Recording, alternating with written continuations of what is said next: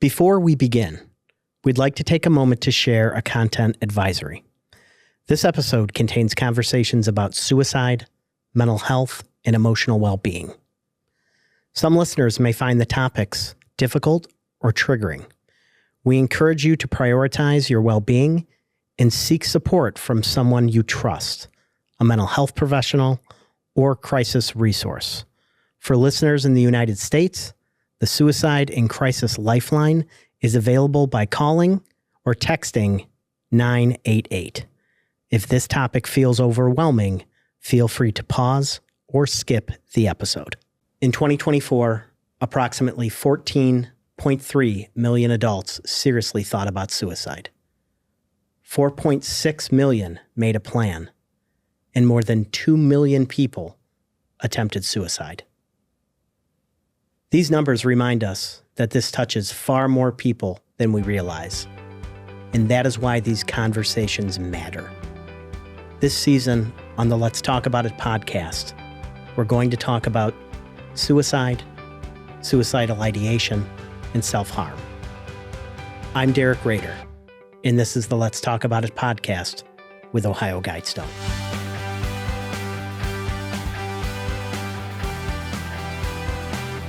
Hi, I'm Derek Rader, and this is the Let's Talk About It podcast with OhioGuidestone. Today I'm here with Dr. Kathleen Kern, Chief Clinical Officer. Kathleen, thank you so much for being here today. I'm so happy to be here, Derek, and so excited about our conversation today. Great. Well, I'll jump into things. What do we mean when we talk about suicide, suicidal ideation, self-harm, and prevention? It's a great question. And, part of the reason why I am so excited to be here is because I'm happy for the opportunity to talk about it. And I feel like that might sound a little strange sometimes, like, she wants to talk about suicide.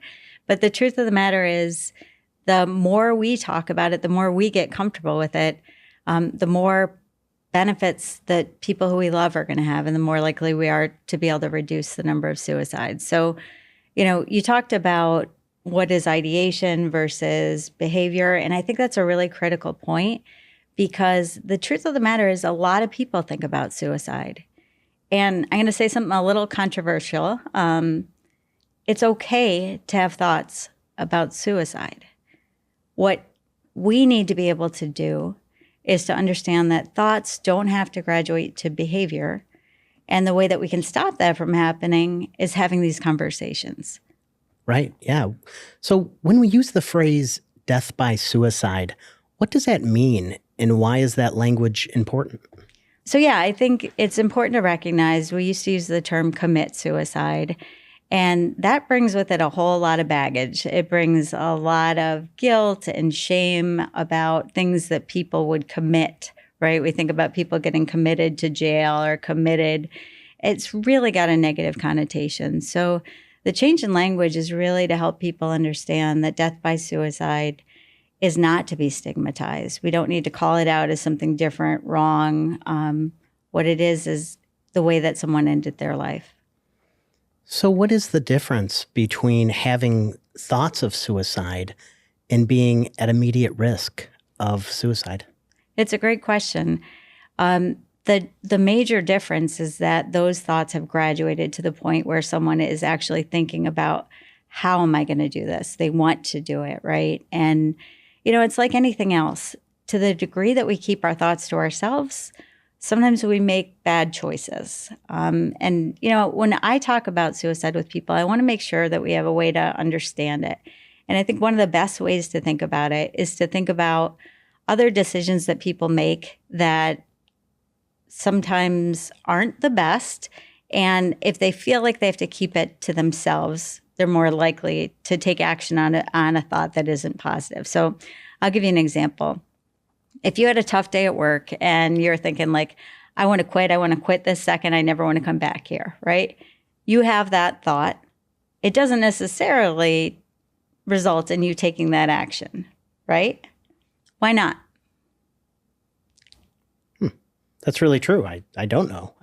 So part of it is when we have thoughts like I want to quit my job or I want to travel to Florida on a whim, basically, we don't have that judgment on it, right? So we're not telling ourselves as soon as we have that thought, you can't have that thought. When we kind of police ourselves around the thoughts we're allowed to have and not allowed to have, we actually increase the likelihood we're going to perseverate on them because our brain hasn't come to peace with it, right? We're having that interaction. So the more that we kind of identify thoughts as a bad thing, the more we're likely to keep those people who are having them from communicating them. And the thing that helps most of us not make a bad choice is being able to talk about it with somebody we care about, right? If I'm saying I'm going to quit my job today, somebody who cares about me wants to understand why I'm thinking that way or feeling that way. And then they want to help me figure out, are there other solutions? But to the degree I keep it all to myself and I feel bad about how I'm thinking, then it's just going to cause that thought to get more and more intense until it graduates to the point where somebody wants to take action. Wow, that's really impactful because I can see with a lot of the stigmas surrounding suicide, people might hold that in. For sure. And I can imagine that's, so unhealthy to do, to carry that around. Absolutely. And it's, it's part of their own kind of shame that is part of our culture that I shouldn't be having this thought. But the other part, and the thing that I'm most happy to talk about with you today, is the fact that it's essential for the people who are around them to be able to communicate about it. So if they do have the courage to identify that they're thinking about suicide, it becomes really important that people receiving that message aren't sort of implicitly telling them like, stop, shut up. I don't want to hear about that, right? So having these kind of conversations and being able to be open about it is a big part of the solution. And people often hear the term suicidal ideation. What does that actually mean in everyday language? Yeah, it just means thinking about suicide. Wow, it's that simple. I mean, that's what it is. And it's on a continuum. There's people who have brief thoughts about suicide every once in a while, and there's people who cannot get the thought out of their mind. So it's not as simple as it is. It does look different in different people. So this season, as you know, we're exploring suicide prevention across all the different stages of life. While every age has its own unique challenges, what is one thing that stays true no matter how old someone is? So one thing that's true and does tend to put people at risk for suicide is a feeling of being alienated or alone. And it's really important to understand that as a feeling because that's not sometimes how it looks to other people, right? So sometimes people look like they're the life of the party, they're engaged, they're popular, but if they are feeling alone and like no one else understands them, that can put somebody at great risk for suicide. That and the feeling of being kind of a burden to other people are the two risk factors that we see when we look at people who've had serious suicide attempts.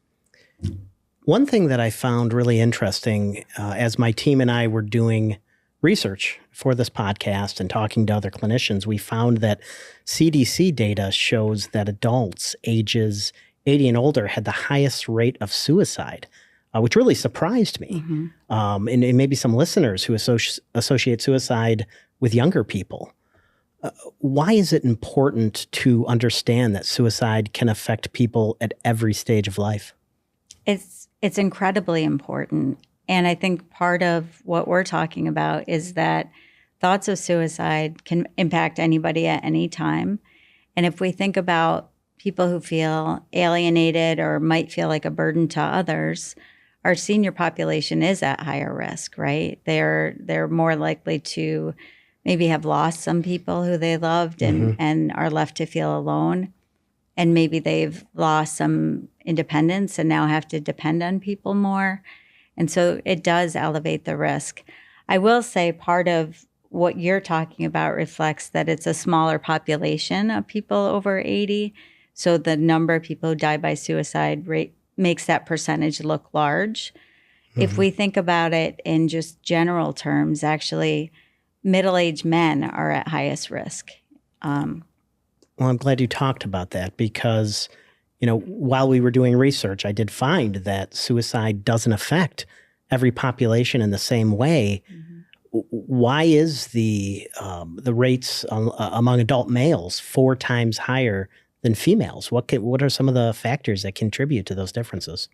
Well, I want to say first that really anybody who dies by suicide does it because of a complex assortment of reasons, right? And so we're not going to identify a particular one thing that would be causal, right? It's about your biology and your experiences and your social support and a whole host of other things. But one of the reasons that we know that men are more likely to die by suicide is that they tend to use more lethal means, so things that can't be reversed. And as a result, they have a higher likelihood of death as a result of an attempt. What can we learn about those differences when it comes to prevention? Well, it's really important to understand when we go from having thoughts about suicide to taking action, if we can put some barriers in the middle, right? So if between the time I'm thinking I want to die and the time I can actually take action on it, there's a whole bunch of obstacles in the way, then that gives my brain more time to consider other alternatives besides dying by suicide. So one of the things that is really important is to reduce ready access to lethal means, right? So if I have to, let's say that I'm a gun owner, right? And I know that I'm at risk, especially if I'm drinking, and I know I'm going to be drinking on Friday night. One thing that can be done is to ask a loved one to hold that gun for a while, or to ask them to hold the ammunition. And it's not to say like, it's not your gun anymore, you can't have it. It's about saying like, if that feeling becomes so intense and I feel like I can't take it anymore, it will be harder for me to act on it if I have to call my buddy, ask for the ammunition back, have them bring it over, right? So anything that we can do to just put space between the thinking when it gets really intense and the actual behavior is a life-saving action. But we have to do it ahead of time, right? Because once somebody's in that state, it can be challenging to then say like, okay, now's a good time to put distance between yourself and means. We have to do that on the front end to prevent the risk later on. So in terms of prevention, it sounds like it doesn't look exactly the same for a child, a teenager, or even an older adult. Why is that? So it's specifically because people at different developmental phases have different risk factors, or maybe those risk factors manifest themselves a little bit differently. When we think about our young population, it's so important for them to feel that connectedness and that belongingness. And yet they don't quite have the neural connections that allow them to understand that as immensely painful as something is at this moment, it will not always be so. So in the young population, they really have a harder time understanding that they can tolerate a certain amount of distress and they can still be okay. Once we get to middle age or older, we've probably had some experiences of terrible, awful things happening, and we've lived through it and we've been okay. So in the kind of middle-aged population, adults and younger adults all the way up to middle-aged folks, it really is about the prevention is around being able to communicate your feelings and your thoughts. And it's, that can be harder than it seems sometimes for a lot of people who kind of grew up burying their thoughts, not wanting to acknowledge that they had emotions. Talking to them about really the connection between how their body is feeling and how their emotions are feeling. It can be a challenge, but it's absolutely required if people are going to have the kind of support that they need to keep them safe. And on the adult side, really, the intervention is about reducing loneliness and helping people, maybe people who have lost somebody that they love, find new connections, whether that's at a community center or doing some volunteering, like making sure that those people don't feel like they're completely alone in the world. Is self-harm always connected to suicide? I'm so glad you asked that question because there is so much confusion about that. And no, it is not always connected to suicide. Self-harm often happens when people don't have the ability to tolerate their emotions and they're looking for any escape or release from feeling that intense emotional pain that they have. If the person who is self-harming is doing so to stop a really intense emotion, but doesn't actually want to end their life, then you can see the distinction between self-harm and actual suicidal ideation or desire to die by suicide. So if someone discovers that a loved one is engaging in self-harm, what is the most important and helpful first response? It's always the most important to let somebody know that you care about them, right? Because pretty similar to suicide, I think when people are self-harming, there's a certain degree of shame and embarrassment. So starting with an acknowledgement that the reason you're even asking about it is because you love them and you care about them.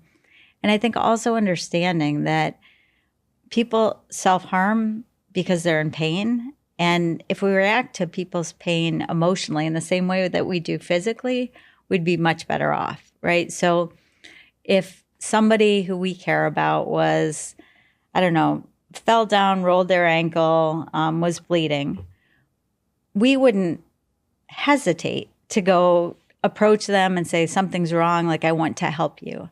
Sometimes when it comes to that emotional pain, they hold back, right? And they're like, well, I'm not exactly sure what to do about that. I'm not sure if I'll say the right thing or do the right thing. But if we think about it as if somebody has a physical injury, like if somebody's on the ground, I don't need to know how to set their bones. I don't need to know what medication is going to be helpful to reduce their pain. All I need to do is be with them and say, I see that you're hurting and I want to help. And oftentimes that's connecting them with somebody who has that medical expertise, right? Right. You don't have to solve everything, but I think that sometimes slows people down because they feel like, if I don't know exactly what to do to make this symptom go away, then I'm not going to say anything. And I think that's so important as someone who has had family that had struggles with self-harm. I remember personally thinking, what do I say? I don't want to say the wrong thing. Mm-hmm. You know they need help. What is one thing you could say or you want everyone to know about talking with someone who may be struggling? I think the most important thing is to identify that I care about you and I will be with you as we figure this out together, right? So you don't have to have every answer. You just have to help them understand that they're not alone in their battles. And I think the other piece that goes along with that is reducing the degree to which somebody feels shame. Because if they feel shame, they keep it quiet, it stays hidden. If you can allow them to understand that you see it as a reflection of the fact they're in a ton of pain and they don't know yet how else to deal with it, right? It's just a lack of ability to cope differently. But we can help with that. And is it okay to ask someone directly if they're having thoughts about self-harm or suicide if you're concerned? Absolutely. In fact, that's the number one thing that we can do. When we talk about reducing shame, so many people struggle to get that question out of their mouth to say, are you thinking about suicide? And it's because we're afraid, probably in two ways. We're afraid we're going to hurt the person's feelings and make them feel misunderstood. Sometimes we're just worried about feeling embarrassed ourselves, like the person's going to look at us like, that's crazy. Why would you think that, right? So there's that kind of like social anxiety that occurs when we come to the place where we recognize we should ask the question.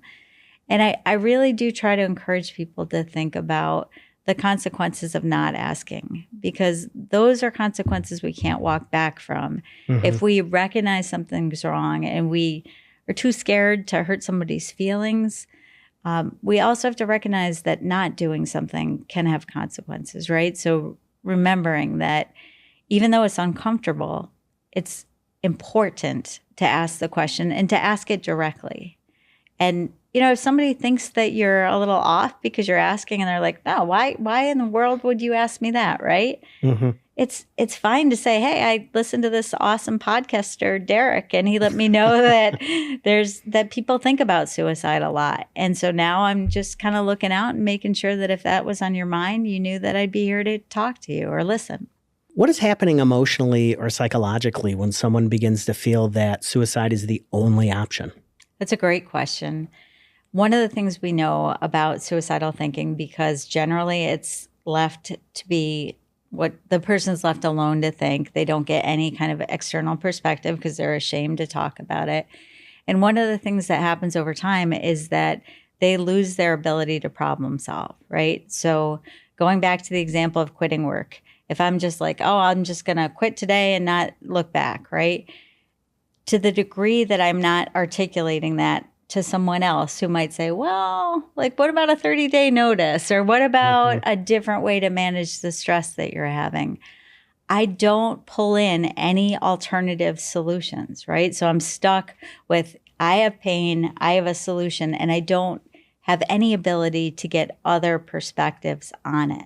So it ends up being such that you believe that that's the only way to end your pain. And when people die by suicide, generally speaking, it's not a desire to be dead. It's a desire to not feel the excruciating pain that they're experiencing at the time, and an inability to understand that there are other solutions, that I can get through this. I think it really does take a village, and talking about removing stigmas and having those initial conversations, even if they're uncomfortable, is so important. In your opinion, it's in terms of suicide prevention, it's not only mental health professionals that have a role there. You're exactly right. I mean, you are so right, because over the last decade, we've learned a lot more than we've ever known about how to prevent suicide. But the problem is if non-clinicians are not talking about it or open to that discussion, we never get the opportunity to bring people to the professionals who now know more about how to help, right? So many people, about 50% of people who are thinking about suicide don't tell anybody. And it's only in us being active and asking the questions, demonstrating that we're open to listening to it, that we're going to have some change in our ability to really arrest the increase in suicide rates. If you could change one thing about the way our communities talk about suicide, what would that be and why? I would really love for there to be 1,000 discussions like the one that we're having right now, where people understand that, yes, this is a hard thing you're being asked to do. It's uncomfortable, but it is so necessary. If we don't start openly talking about suicide, we are on a path to just see it get worse and worse. And all of the good work, all of the good research, all of the good clinical skills that we now have, we won't be able to benefit from them, because people aren't, like, their first call isn't to talk to a clinician. Their first call is to talk to their friend, their teacher, their aunt, their mother, whoever it might be. And we need for everybody who is in those positions, who loves somebody, to be able to have that conversation without inadvertently sending a message that says, no, don't talk to me about that. That's scary. So as we wrap things up, Dr. Kern, if listeners only remember one message from today's conversation, what do you hope that message is? I hope the message is that we all need to be able to talk about suicide. We all need to be able to ask about it. That's the only way we get past this. I think that's so important, removing those barriers, removing that stigma. I think you can save lives, if more people could hear that and know that. Well, I want to thank you, Dr. Kern, for being here today. I'm Derek Rader, and this is the Let's Talk About It podcast with OhioGuidestone. Have a great day, because you deserve it.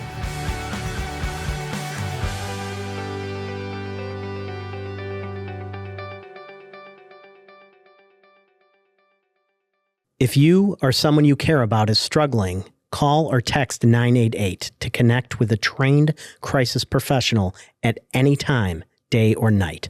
For immediate, life-threatening emergencies, call 911. Talking about mental health can save lives, and every conversation matters.